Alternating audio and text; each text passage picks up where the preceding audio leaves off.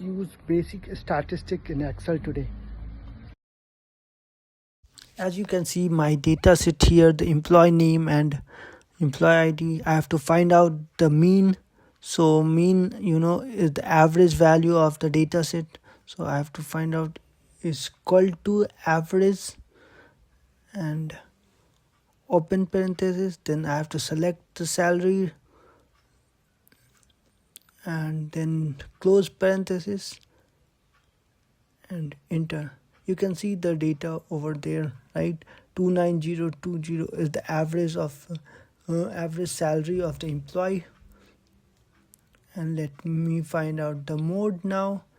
As you know, the mode is the value of most number that repeat the most. So let me do it. Is equal to mode. Then I have to select this data set salary here, and then I have to click enter.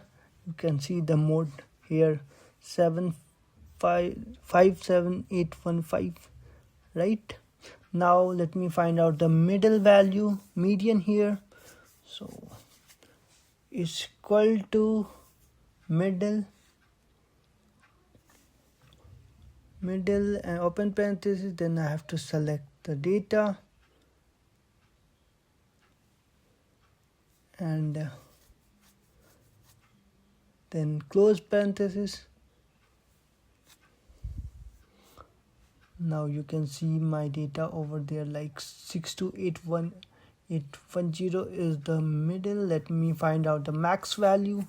Maximum here is equal to max open parenthesis. Now I have to select the salary range and then enter. 1000 is the, and let me find out the minimum value here. Minimum value is 25046. Now I have to find the count of this salary, how many employees there, close parenthesis and enter. Now I got the count value here. That's it. And if you want to find out the duplicate